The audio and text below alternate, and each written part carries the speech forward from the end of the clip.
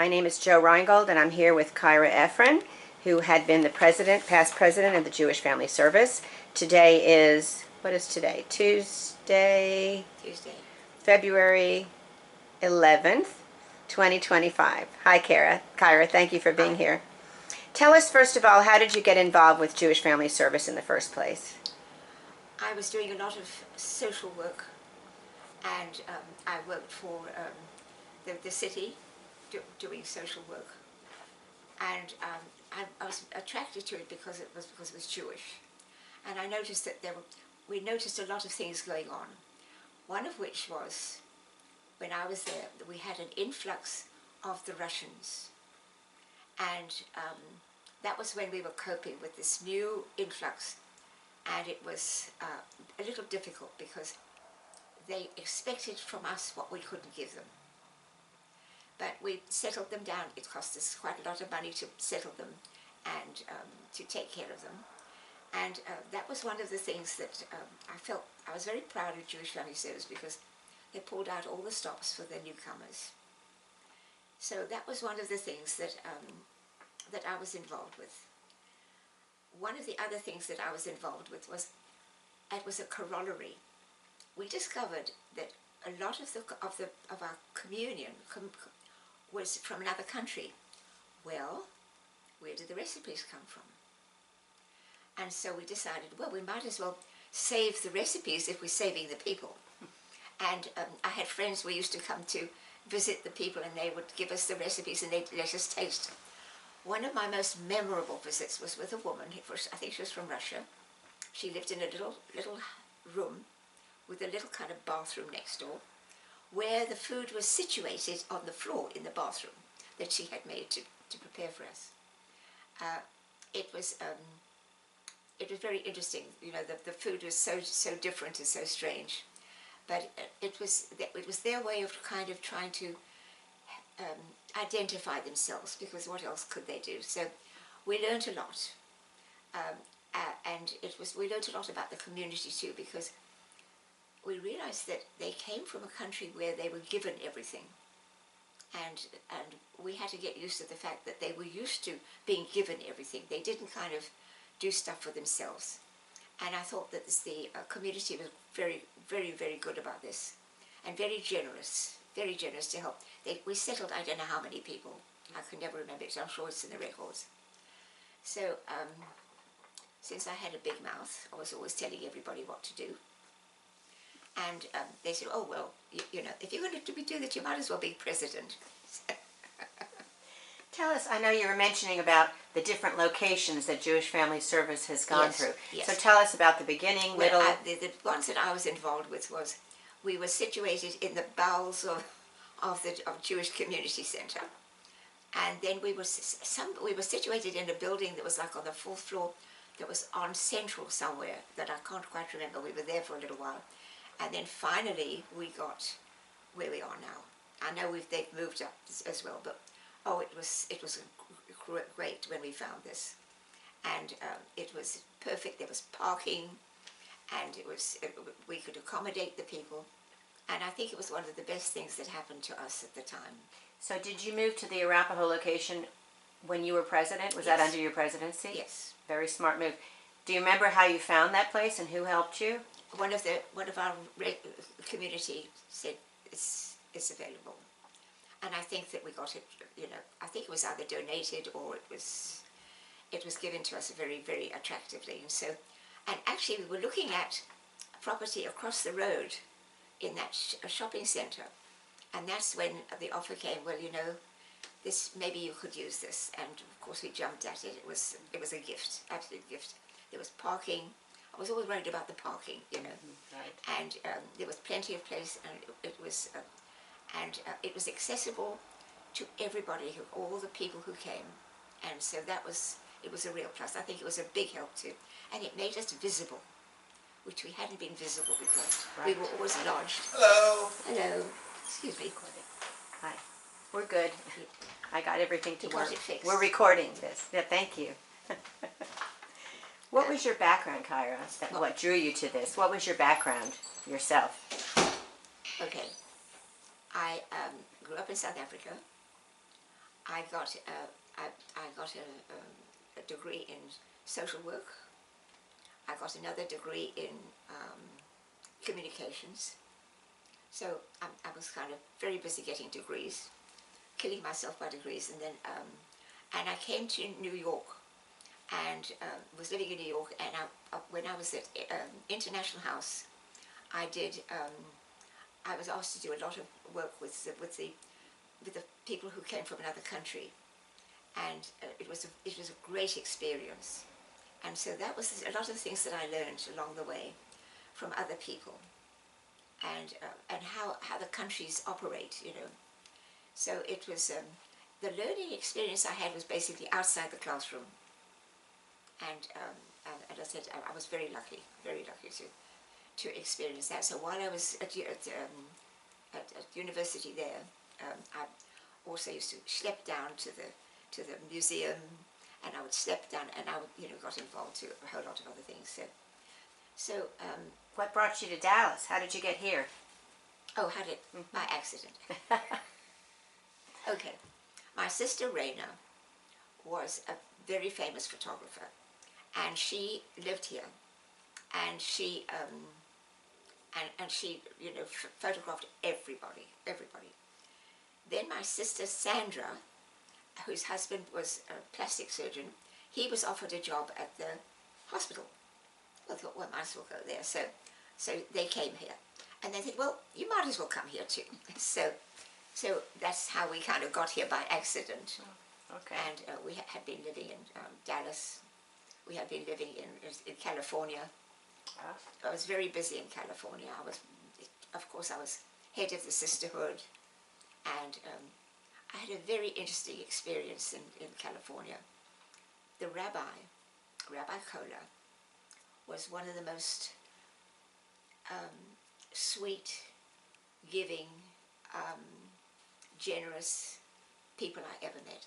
It was a very disparate community, Jewish community. Everything from very, very frum to very, very not frum. And to bring them all together was not easy because, nobody agreed with this and nobody wanted to do that. He managed to coalesce everybody. And he was the most gentle person I ever met. His favorite job was to walk down State Street, stop into all the shops, say hello, have a chat, and that was his idea of a good time. His other saying was, I've never forgotten, was, no more Mr. Nice Guy. That was never happened to him because he was the most nicest guy. Many, many years later, after he passed away, my daughter, who lives in New York, did a search, and she discovered that the family came from Poland, had been part of the terrible things that had happened. We never knew what happened to him. He never discussed it. He never talked about his past at all. So we knew that it wasn't good. And so the family originally came from Poland. And the thing that I remembered about him was he found this community in California.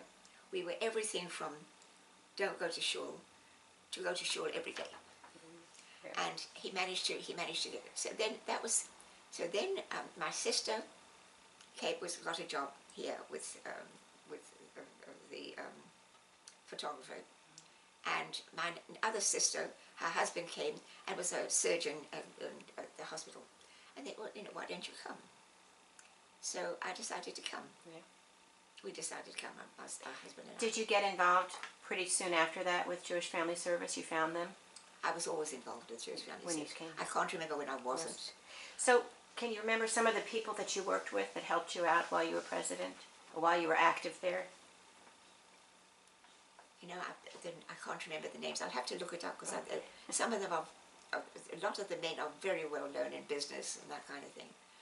And I've got a terrible memory for names, but all I remember was the agency was very accepting. One of the problems we had was they wanted to keep us in the community, the Jewish community, and I said, no, we have to share our information with the rest of all the community. We have to share what we do. No, we don't want to do that. And eventually they kind of came around to it. And after that, we even had non-Jews on the board. And that was a big deal. But it was a real eye-opener, not only for them, but for us. And it did something that hadn't been done. They were very tight, but they didn't have the kind of communication that we eventually got with the whole community. They found out what we did. They didn't know until then, you know.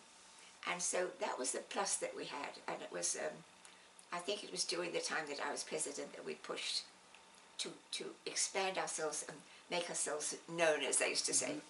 Can you think of any specific programs that you were involved in at that time? Besides, like you said, communicating Usually it had to do with hunger. Yes. It was to do with hunger. Everything was to do with feeding people. We had people who came from every denomination to Jewish Family Service. And I'd walk into the waiting room, and there were people from everywhere, because there was no food, and that, you know, we had a wonderful pantry at Jewish Family Service, and it was like a big proper pantry, and we served the community very well with that, because nobody really thought about the fact that these people who drove up in quite nice cars didn't have any money. They had the car, but they no longer had anything. So that was one of the things that I was really proud of, because the community learned, the whole community learned that we were useful, and that we did as I said, we fed people, and it wasn't only Jewish people. That was the other thing. I have to tell you, there was a lot of discussion about that.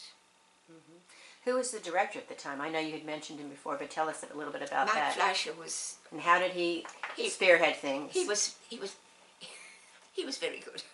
He put up. He had a lump in his throat, and but he accepted the fact that these women were telling him what to do. One of the things that was really interesting was that after me, there were women presidents, and it suddenly kind of we gathered some years ago to kind of talk, and the one woman said, "Were you terrified of Mike Fleischer?" I said, "Yes, I was terrified of Mike Fleischer. We were all terrified of Mike Fleischer." And when I told him, he says, "I don't understand that you were terrified of me." So they eventually started having, I mean, there was a woman president after me, and then it suddenly realized that maybe this is quite a good thing. So, and then there were men as well, but they didn't delineate like they did before, men only, you know. I can't remember the names, but I wish I could, but I'll see if I can go back in my records and have a look. So you faced some good challenges while you were president of the agency, right? Can you challenge. recall any other types of challenges? First of all, well, one thing I wanted to know is, how did you recruit volunteers? Was it easy? Was it hard? Did you have to advertise? What did you do to get more volunteers there? The volunteers, it wasn't a problem. They came because, well, first of all, where we were eventually situated was so wonderful in that building, right on near Central, you know. No, it's Arapahoe near the toll road. Arapahoe, yeah. Right. That was that was a perfect situation. I have to say thank you to one of the members of the community for finding us that. And we never had a problem with people who wanted to help. We had a problem with how they helped sometimes. But it was, everybody felt that they wanted to help. So, and I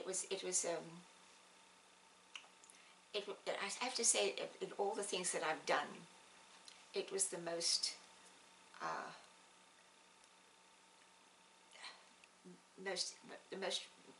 important thing in my life, because we were able to do good.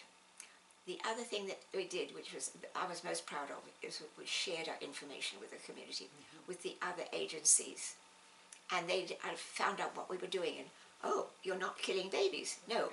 I forbid. You have no idea what people think when you close the doors. One of the things that I did later in life was I give lectures at Collin College, and in my research, I discovered that in one of the years in Europe, the rabbis, in order to keep the Jewish community together, wouldn't let them communicate with anybody. they wrapped them around each other, and they kept them separate. Everything was done separately. They never communicated. Well, it had the most terrible effect, because the outside community did not know what they were doing. And it got to the point they were killing babies. They were eating babies. And so sometimes your intentions don't always work out. What I liked most about Jewish Family Service was we were open. We had representatives on our board from other agencies. And they would come and they'd get so excited and oh, we can do this and we can do, and they were part of it. And that was the thing I was most proud of, because it wasn't only Jewish Family Service, it wasn't only the people. We invited other people, and I think that was probably the thing I'm most proud of, because they finally found out what we did. That's on here too. What are you most proud of? So you've said it. Yes. How long, can you remember how many years you were very, very active with that agency? Probably about 10 years at least. I mean, I was president for, I have to look it up, but it was like a lifetime. Yes. Probably just 2 or 3 years, maybe. No? No, Was it I was longer? there for longer. Longer? I've got a friend who was involved in now. She's, do you know Janice Dorcas? Okay, Janice Dorcas is a good friend. Janice worked with me, so we're going to have to push her for some memories, okay? Okay, that's fine. Is there, I know you've mentioned quite a few wonderful things, but is there something that stands out as the best achievement that you had during your presidency, or have you already covered it? Anything else that you haven't mentioned that was really a wonderful thing that you were able to do? Well, I think that probably the thing that was the most meaningful was that they finally realized that a woman president is actually pretty good. I mean, they never had Well, one. you and I talked about, in those days, in the 70s and whatever, it wasn't hardly heard of. No. Except for sisterhood, of course. But Well, other the than sisterhood, sisterhood, well, the sisterhood, that's a given. Yes. But other agencies, No. they didn't hear of women rising in leadership, right? No. And after that, I think every other president was a woman. You know, suddenly they realized, oh, not bad, not bad. And the board that I had was we invited people on our board at Jewish Family Service who came from other agencies, and comprised of, you know, the women used to get together for tea afterwards and complain bitterly. Was Michael there the whole time you were there? Yes. Or was it someone else? I think there was somebody who we started with. Then when I first started there, I forget who it was. But then Michael was the one who kind of steered the boat and was very, very patient with us. So I'm going to end with this question. What do you think about the fact that JFS is now relocating to an even bigger piece of land? There are pluses and minuses. I think part of JFS, it used to be anyway, is that it felt like family. And it felt as if when you walked in there, it wasn't that you were being interrogated or that you were brought in and, you know, I mean, we had people who came for help, you know, and they were given help. Nobody discussed it, you know. But it was like a family. Mm-hmm. And I think when it said Jewish Family Service, the family was what was in the middle. And I think that's the thing that I really thought was the best part of it. It wasn't like some of the other agencies where it was, you know, I worked for some of the other agencies in Dallas, and it's very kind of, you know, hands off. We didn't do that. And as I said, people knew. And Mike was incredible because he had to put up with all of this. After me, I think most of the presidents were women. And I remember we had a discussion once about how terrified we were of him. So, but I think that the thing was that we brought domesticity to the agency, if you know what I mean. And we talked about, you know, who we're really serving. You know, because some of the people, we had a lot of things going on in the community where people were hurting. And, you know, we reached out. You know, we were aware of what was going on. And I think that I was very proud of being the president. Well, thank you so much, Kyra. I really appreciate this. Well, is that all you want to That's know it. from me? That's been wonderful. Yes, ma'am. That was good.